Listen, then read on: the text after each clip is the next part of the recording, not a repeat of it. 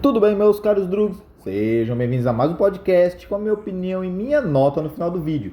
E hoje vamos falar da minissérie documental Mr. McMahon, que explora a carreira influente, porém controversa, e o legado de Vince McMahon, através de uma ampla gama de perspectivas. Mas antes de continuar, peço por favor para você deixar seu like para não esquecer. É rápido, não custa nada e você estará me ajudando bastante. E se você gostar deste conteúdo e ainda não for inscrito, se inscreva, pois toda semana sai conteúdo novo por aqui e você vai poder receber em primeira mão. Vince McMahon levou a WWE, antiga WWF, a novos patamares, afastando a competição, escândalos e até mortes. Mas onde as linhas se confundem entre Vince e seu personagem na tela, o Sr. McMahon. Este documentário tem que ser visto no clima atual, em que a WWE foi para a Netflix, e ambas têm um interesse compartilhado em promover o Raw em 2025. Ele ganhou vida como um artigo de propaganda para a WWE, e Vince McMahon, que consegue falar muito sobre si mesmo, sem realmente revelar muito sobre si mesmo. No entanto, há alguns momentos assustadores não intencionais em sua entrevista, que a Netflix explora ao máximo. Os cabeças falantes, em geral, dizem coisas positivas sobre Vince, e mesmo aqueles que falam contra ele sentem que foram selecionados por ele, para que ele possa repreendê-los. Dito isso, é inegável o quão incrível é ver as lendas da WWF e toda a história de fundo. A WWF era global e a maioria de nós não tinha acesso a todo o drama de bastidores. As histórias reais, o drama WCW versus WWF, coisas sobre a infância de Vince, tudo isso. Nós só víamos o que acontecia no Raw e pay-per-views. Não havia internet naquela época para obtermos informações, tanto que muitas pessoas acreditavam que aquilo era real. Para quem ainda não sabe, o wrestling, ou luta livre profissional na WWE, é uma luta livre falsa, ou melhor, combinada, com resultados pré-determinados, exatamente como uma série de TV. A minissérie documental conta com 6 episódios e é genuinamente como uma novela. É bizarro, exagerado e extremo.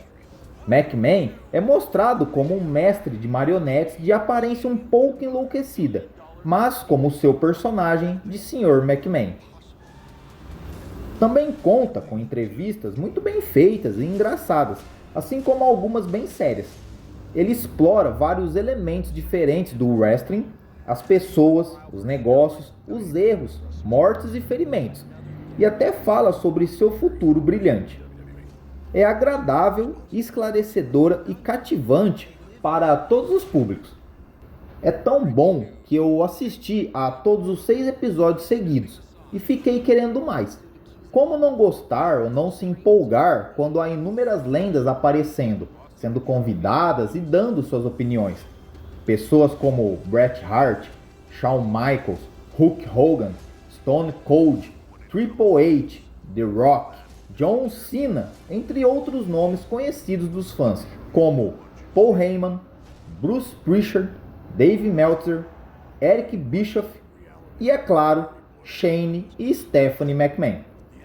Mas a coisa mais importante que as pessoas precisam saber sobre isso é que ele foi gravado principalmente em 2021 e teve que ser interrompido e arquivado em 2022, devido às alegações recentes contra Vince McMahon, que deixou o cargo de CEO da empresa.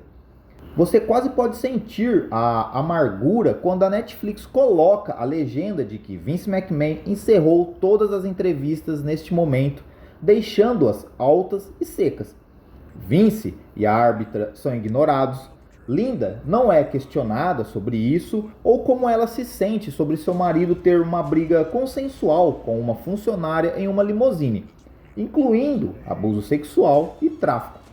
A minissérie fornece uma visão multifacetada do próprio Sr. McMahon.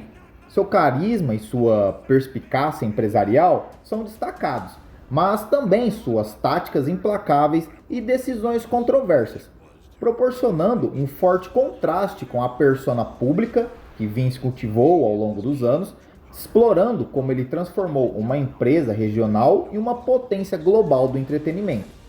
Momentos importantes como a criação da WrestleMania e a ascensão de lutadores icônicos, destacando sua capacidade de inovar e se adaptar, representando McMahon como uma figura complexa e muitas vezes contraditória. Por um lado, ele é mostrado como um visionário que revolucionou o wrestling profissional, e por outro lado, é mostrado como um indivíduo manipulador e moralmente ambíguo. Os depoimentos fornecem uma perspectiva diferenciada sobre o legado de Vince McMahon, revelando admiração e ressentimento.